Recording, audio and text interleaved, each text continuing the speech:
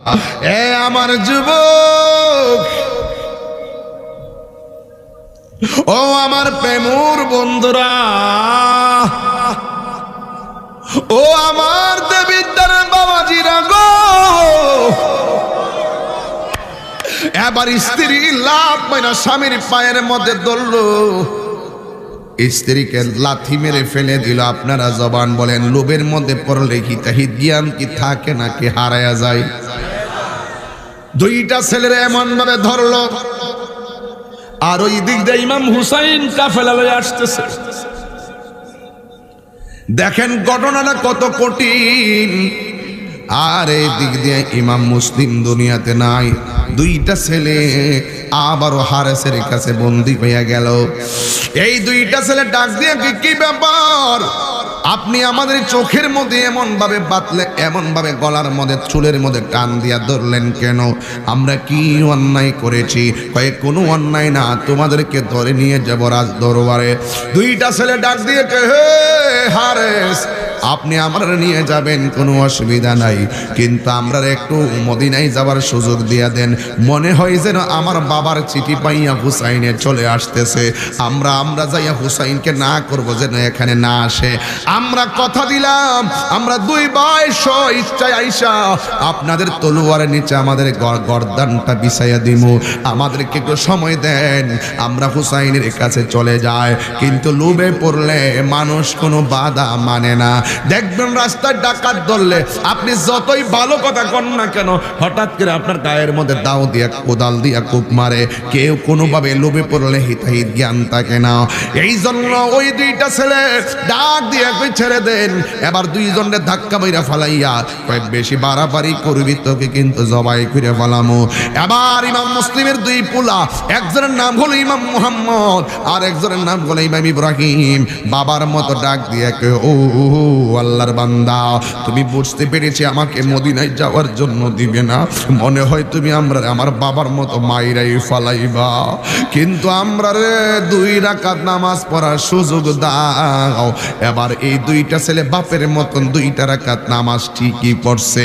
পয়রা ডাক দিয়ে কয় তোমরা তো আমাদের কোনো কথাই মানলা না, এখন একটু সময় দাও না, আমরা হুসাইনের কাছে যাই। ওই দিক দিয়ে ইমাম হুসাইন অর্ধেক রাস্তা চলে এসেছে। ইমাম মুসলিমের একটা কন্যা ছিল হুসাইনের কাফেলায়। একটু পরে পরে ইমাম মুসলিমের কন্যার মাথায় পানি ঢেলে দিচ্ছেন ইমাম হুসাইন, আর বারবার মস্ক দিকে পানি পান করাইতেছে। ইমাম মুসলিমের মেয়েটা ডাক দিয়া কয় এ হুসাইন, ও হুসাইন, আপনি তো আমারে কোনোদিন এমন ভাবে আদর করেন নাই, এমন ভাবে মাথায় পানি দেন নাই, এমন ভাবে পানি পান করান নাই। আজকে এমন ভাবে আপনি আমারে পানি পান করাইতেছেন, কারণটা কি? ওরা কি আমার বাবারে মাইরা ফালাইছে নাকি গো? এত আদর কেন আমরারে করতেছেন? আপনারা জবান খুলে বলেন, ইমাম হুসাইন বেলায়েতের পাওয়ারে সব জানার ক্ষমতা আছে না না? ইমাম হুসাইন তিনি রওনা হয়ে গেল। যাইতে যাইতে কুফা নগরীতে ঢুকবে। ওই দিক দিয়া বিয়াদবের দলেরা এমন ভাবে ঘোড়া নিয়ে সামনে আসতেছে যেন মনে হয় যুদ্ধ লেগে গেছে। এবার শহর বানো ডাক দিয়ে কয় স্বামী গো, ওরা এমন ভাবে কেন আসতেছে? কই মুসলিমরা যেমনে শেষ করেছে, মনে হয় তারাও তো আমাদেরকে ছাড়বে না। ঠিক আছে, তোমরা পর্দার আড়ালে যাও, তোমরা সুন্দর করে খেজুর গাছের ডাল দিয়ে তাবুগুলা টানাও, ওই তাবুর ভিতরে চলে যাও। একটু আগে আমার মাহবুবে বলছিল, মা বোনেরা আপনারা আপনাদের জায়গায় যান, আপনারা আপনাদের প্যান্ডেলের ভিতরে যান। কেন বলছিল? কারণ পর্দা আহলে বায়াতের মধ্যে ছিল কি ছিল না? ইমাম হুসাইন কয় শহর বানু, তোমরা খেজুর ডাল দিতেছি, ওই খেজুর ডাল দিলে তাবু বানাইয়া তোমরা তাবুর ভিতরে ঢুকে যাইবা। নামাজ যেমন ফরজ, পর্দাও তেমন ফরজ। কথা বলেন ঠিক কিনা? ওই দিক দিয়া দুইটা ভাই ইমাম ওই হারেসের তলোয়ারের নিচে নাই নাই, এই দুইটারে তলোয়ার দিয়া দেহ থেকে কল্লাটারে আলাদা কইরা মস্তক নিয়া ইবনে জিয়াদের দরবারে চলে গেছে। এই হলো আহলে বায়াতের প্রেমিকদের জীবন দেওয়ার ইতিহাস। এই জন্য সুন্নি যারা, আমরা সুন্নি যারা, খবরদার খবরদার, আমরা সুন্নি যারা হকের জন্য জীবন দিতে এক চুল পরিমাণও কার্পণ্য করি না। কথা বলেন ঠিক কিনা? এই জন্য আমার যুবক, আমি প্রায় মাহফিলে বলে থাকি, নবীর প্রেমিকেরা দিশাহারা মরণের ভয় করে না, প্রেম তো মরে না। দুইটা হাত তুললে খুশি হইতাম রে বাবা, দুইটা হাত তুলেন না ইনশাল্লাহ, একটু কর না। নবীর প্রেমিকেরা দিশাহারা মরণের ভয় করে না, প্রেম তো মরে না। প্রেম করেছে আয়ুব নবী, তার প্রেমে রহিমা বিবি গো, তার প্রেমে রহিমা বিবি গো। ওরে 18 সাল কিরা খাইল তব প্রেম তো মরে না, প্রেম তো মরে না। বলেন না, নবীর প্রেমিকেরা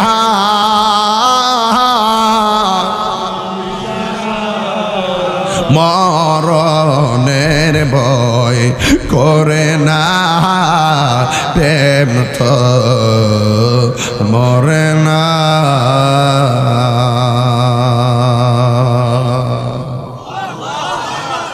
আকাশে কান্দে বাতাসে কান্দে, কান্দে দরিয়ার পানি, দুই পুত্র হারায়া কান্দে ফাতেমা জননী রে। হায়রে আমার সোনার চন্দ্রমণি, আল্লাহ বলে ও জিবরাইল, ও জিবরাইল যাও না রে চলিয়া,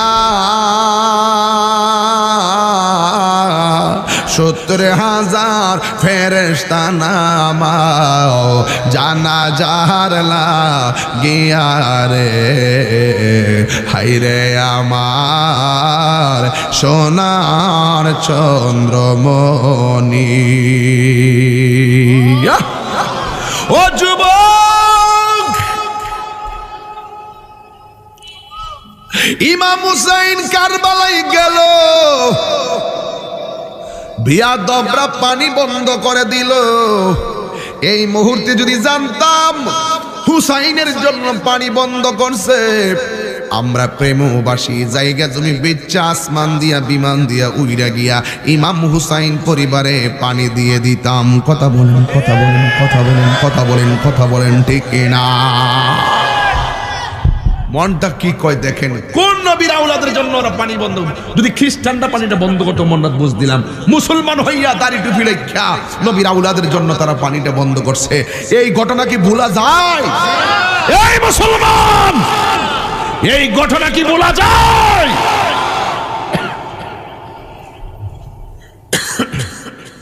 অনেকে বলে আমরা অতিরিক্ত কথা বলি। তাহিরি কি অতিরিক্ত কথা বলে? তোদের কাছে অতিরিক্ত মনে হয়, কারণ তোরা হইলে এজিদের দালাল, আবু লাহেবের দালাল, আবু জাহিলের দালাল। যারা হুসাইন প্রীতিকে বলে ভণ্ডামি, এরা কখনো সত্যিকার মুসলমান হতে পারে না। প্রেমবাসী কি আমার সঙ্গে একমত আছেন? একমত আছেন? আমরা সবাই হুসাইনের জন্য হুসাইনি আদর্শ হৃদয়ে লালন করতে চাই কি চাই না? এবার দেখেন ইমাম হুসাইন পরিবারের একের পর এক পানি বন্ধ করলো, একের পর এক আলী আওলাদদেরকে শহীদ করতে শুরু করলো। আপনারা বলুন তো তাদের কোনো অপরাধ ছিল?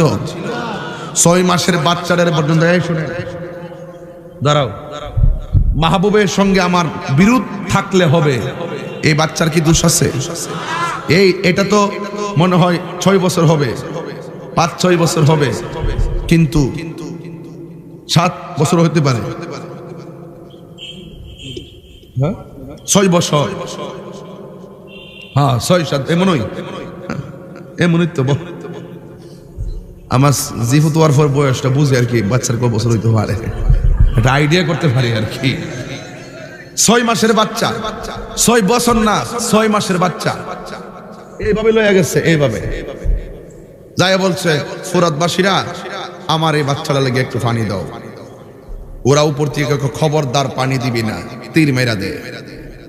একটা তীর মারছে, বাচ্চাটার কলিজা সিদ্ধ হয়ে গেছে। যেই বাচ্চাটা তাকাইতে পারতো না পানির জন্য, মুখ লড়াইতে পারতো না ক্লান্ত হওয়ার কারণে, সেই বাচ্চাটা তীরবিদ্ধ হওয়ার পরে বাপের দিকে এমনি চায়া দিছে, চায়া বুঝাইতেছে বাবা আর পানি লাগতো না, আমি আল্লাহ হাউজে কাউসারের পানি পান কইরা ফেলাইছি। বাচ্চাটারে নিয়ে শহর বানুর কাছে গেল, স্বামী দেখছেন আমার ছেলে পানি পান করে কেমনে ঘুমায় গেছে। ইমাম হুসাইন বলেন শহর বানু এমন পানি পান করছে জীবনে তোমার কাছে আর পানি চাইব না। এমন পানি পান করে ঘুমাইছে জীবনে কোনোদিন এই ঘুম থেকে উঠে তোমাকে মা বলবে না। নাই নাই শিশু আসগর নাই, এরপরে একের পরে আলী আকবর নাই, আলী আসগর নাই, একের পরে এক সব চলে যাচ্ছে, সব চলে যাচ্ছে, সব চলে যাচ্ছে।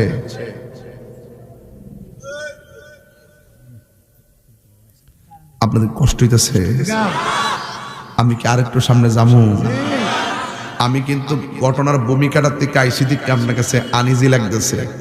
এই তরুণ প্রজন্মগুলো কিন্তু বুঝা ফেলাইছে যে হুসাইনে মাঠে যাওয়ার আগে প্রতিনিধি পাঠাইছিল, হ্যাঁ যদি এদের লোকে ভালো ব্যবহার করতো তাইলে বুঝলাম হইলে যে ঠিক আছে একটা কথা, কিন্তু এদেরকে তারা কি করছে? মেরে ফেলছে। নবীর আওলাদ, নবীর বংশকে ধ্বংস করার জন্য যে মুনাফিকরা 1400 বছর আগে ষড়যন্ত্র করছে, এই মুনাফিকরা বর্তমানে হুসাইনি আওলাদের বিরুদ্ধে, হুসাইনের প্রেমিকদের বিরুদ্ধে কথা বলবে, এটাই স্বাভাবিক। কথা বলেন ঠিক কিনা বলেন?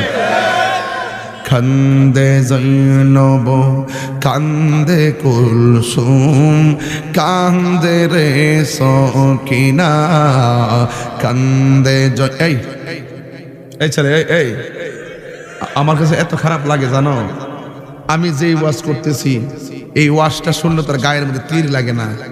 ঘটনাটা যখন ঘটছিল হেরা শরীরে তীর লাগছিল, হেরা বুঝছে ঘটনাটা কেমন, কত কঠিন ছিল। কথা বলেন ঠিক না বেটি? আর আপনারা এই ঘটনা মাঝখানতে গেলে হুট করে ফোন আইছে, বাড়িতে কাজ আছে, বিছনা ডাকতেছে, এগুলা প্রেমের লক্ষণ না। প্রেমের লক্ষণ তারা যেই পথে চলে জীবন দিছে, আমরাও সেইভাবে জীবন দিতে চাই। কথা বলেন ঠিক কিনা? এটাই হবে আজকের প্রেমুর মাহফিলের ওয়াদা। কথা বলেন ঠিক কিনা বলেন? আমরা জীবন দিব কিন্তু ঈমান দিব, বলেন না?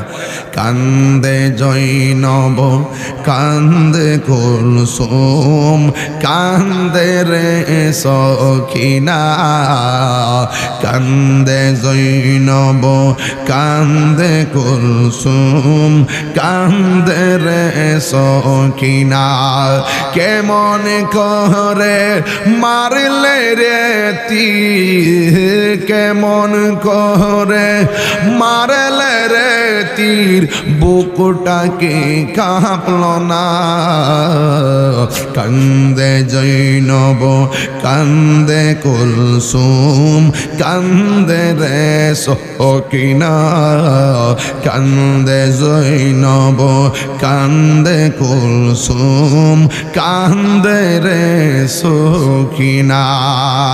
জোরে জোরে কি আল্লাহু আকবার বলা যাবে না?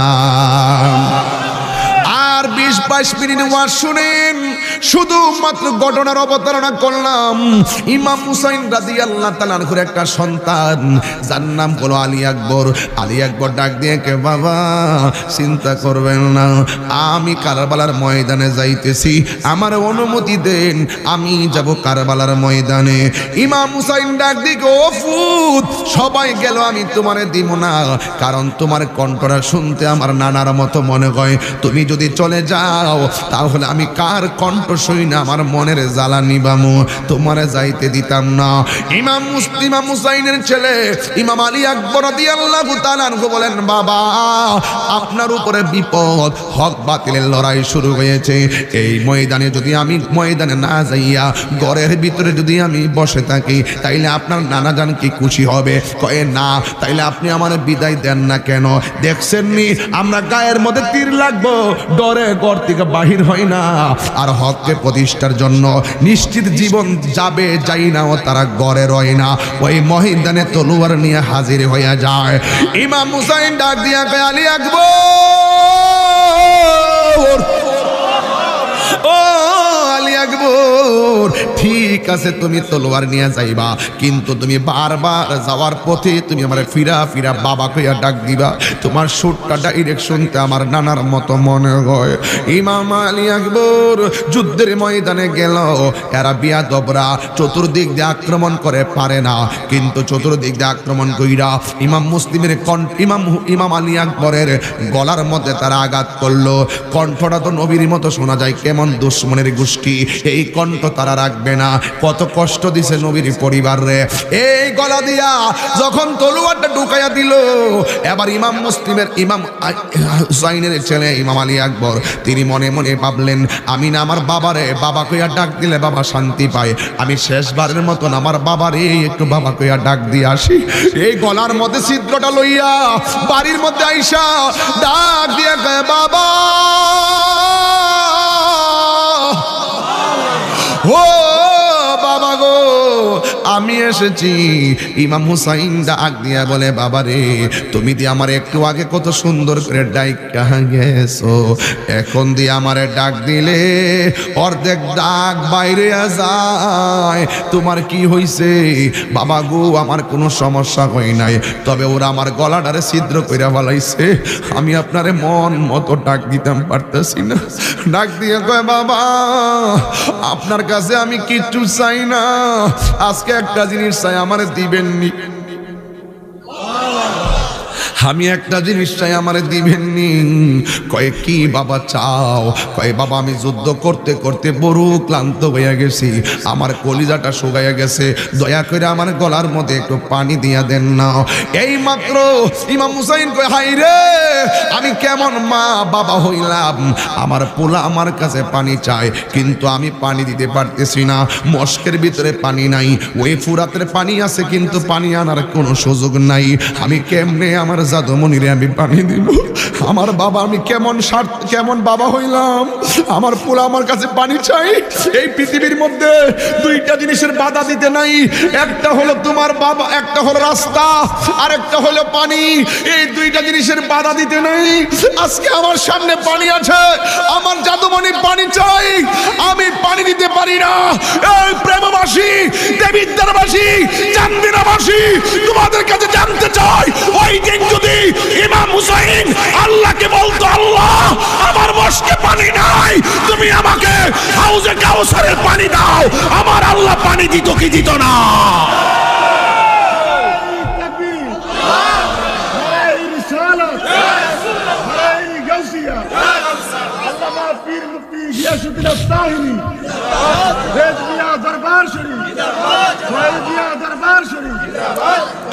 আমার যুবক ভাইরা, গলাটা ছিদ্র, রক্ত পড়তেছে, আরে পানি পান করব, গলা দিয়া তো পানি বাইরিয়া যাইব, কিন্তু পানি নাই।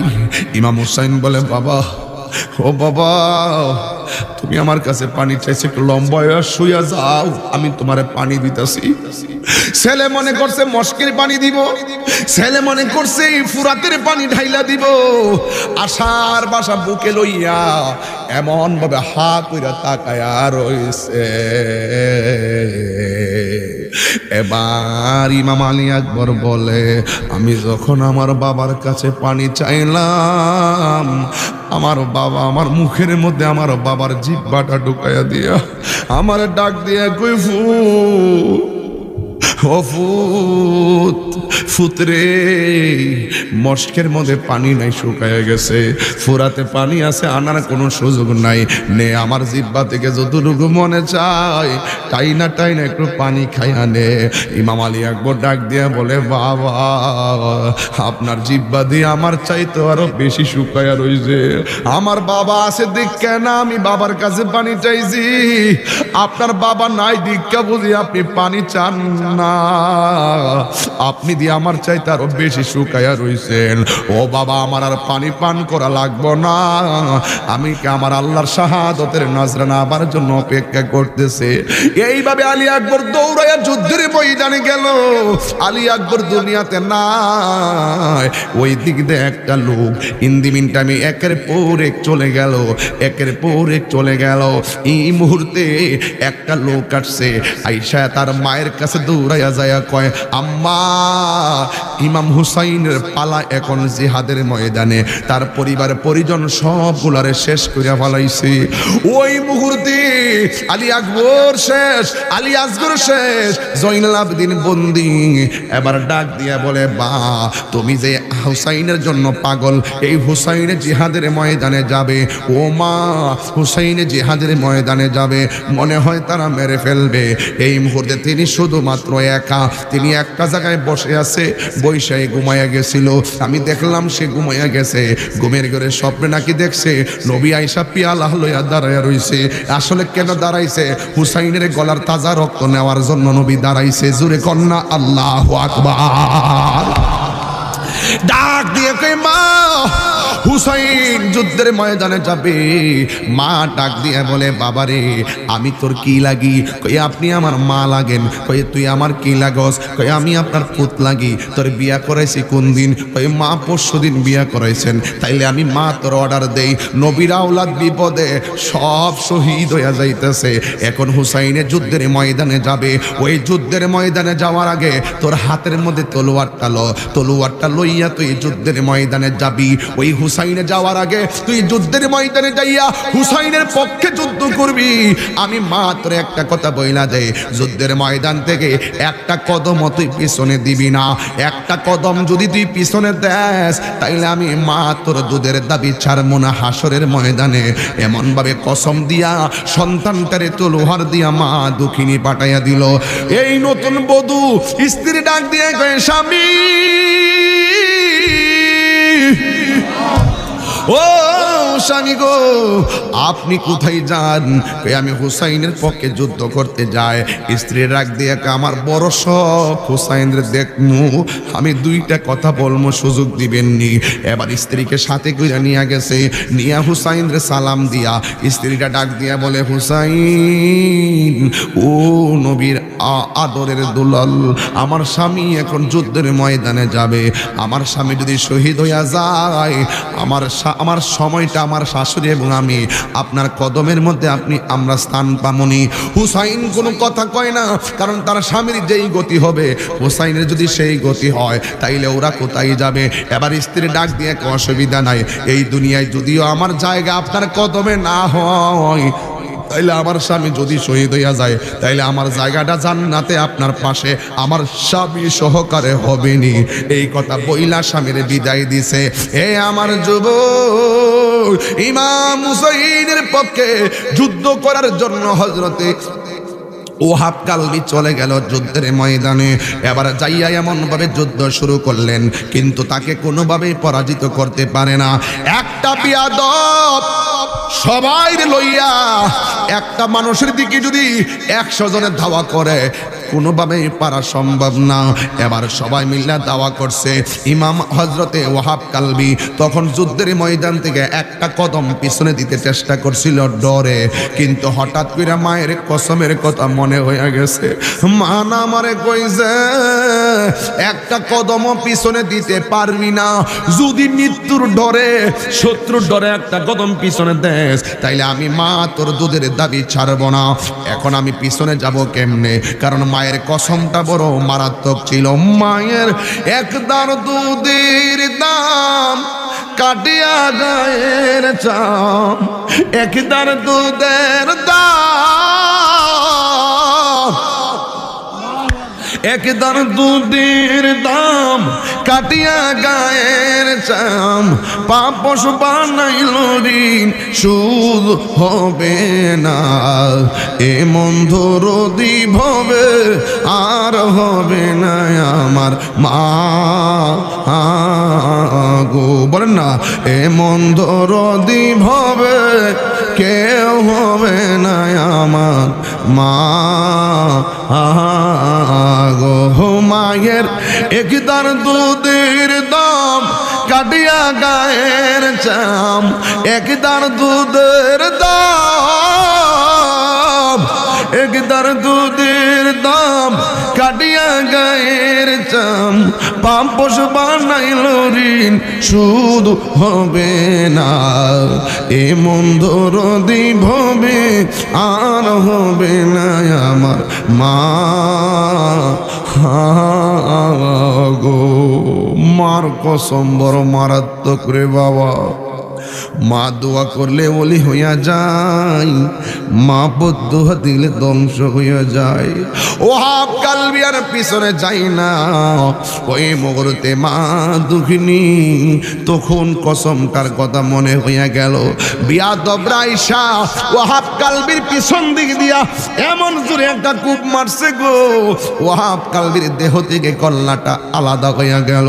নাই নাই, ওয়াহাব কালবি দুনিয়াতে নাই। এবার বিয়াদবরা ওয়াহাব কালবির চুলের মধ্যে এইভাবে ধইরা তার কল্লাটারে তার মায়ের কাছে নিয়ে গেছে।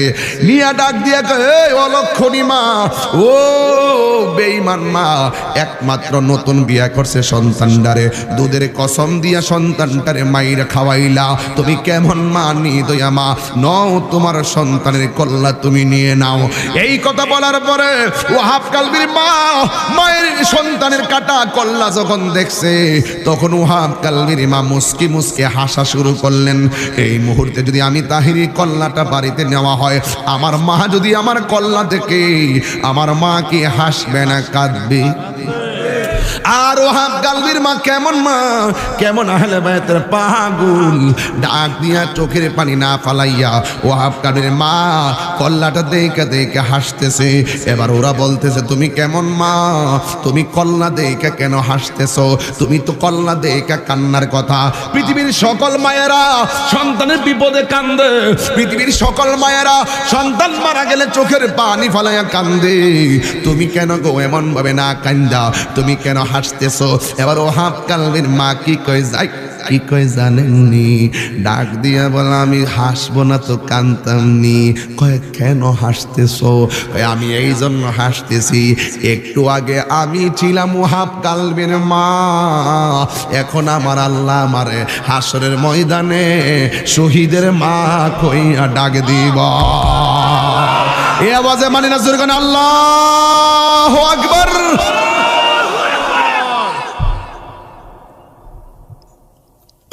ডাক দিয়া কয়, একটু আগে আমি ছিলাম ওয়াহাব কালবির আম্মা, আল্লাহ আমার হাসরের ময়দানে এখন আমার শহীদের মা কইয়া ডাক দিব।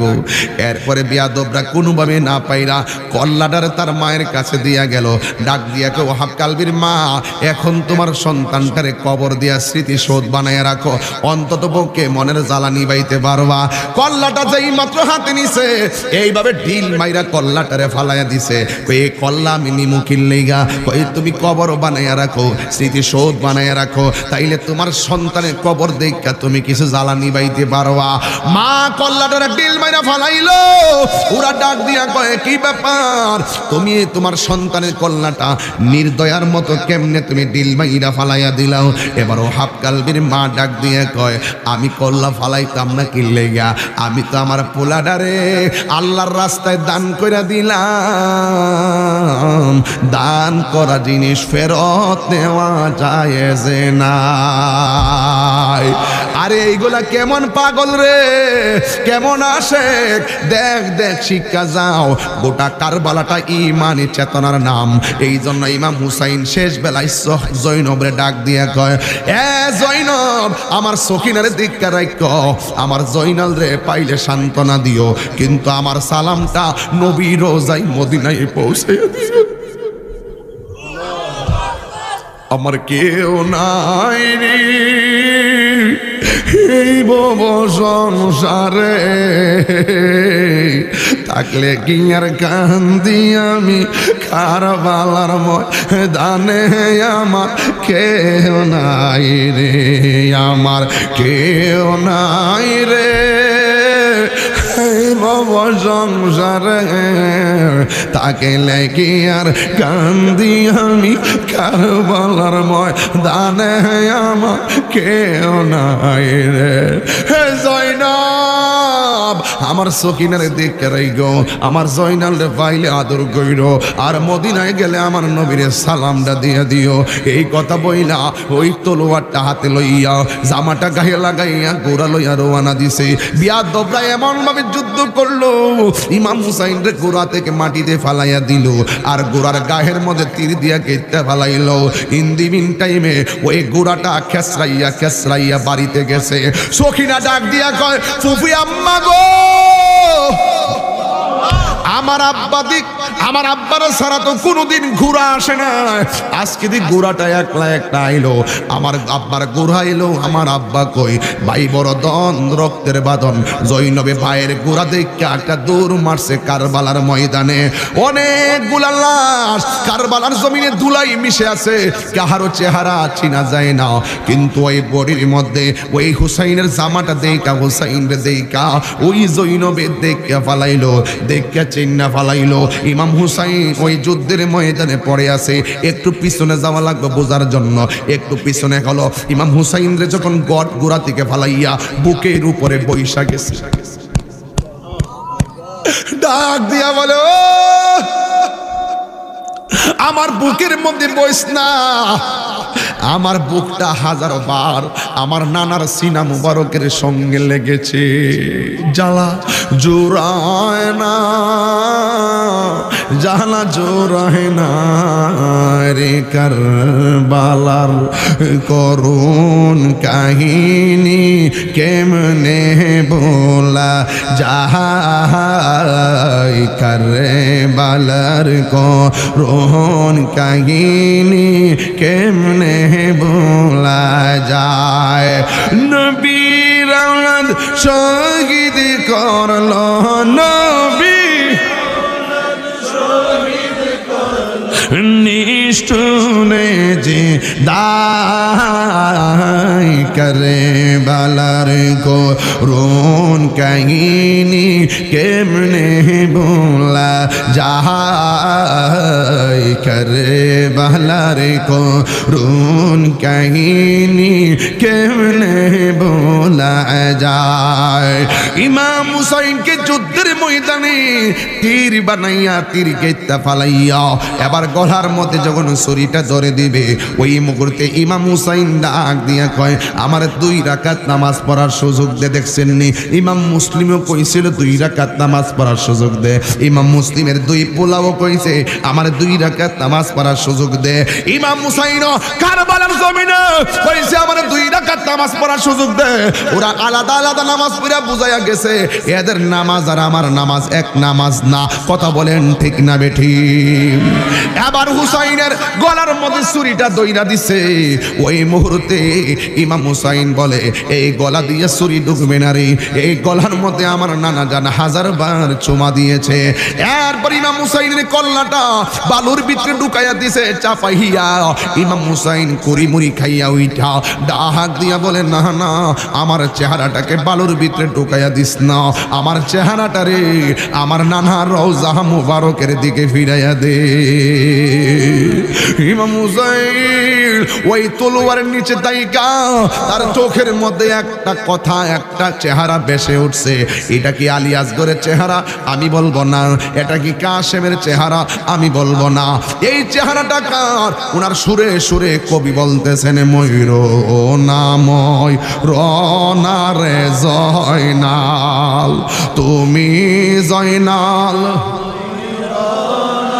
হাইরে তুমি জয়নাল, ময়ূর না তুমি জয়নাল মারারে গেলে নবীর বংশ থাকবে না। মহরমের 10 তারিখে কি ঘটাইলেন রব্বানা, হাইরে কি গো ও কলিজা মোর ফাটিয়া যায় গো, অলিতে তার ঘটনায়।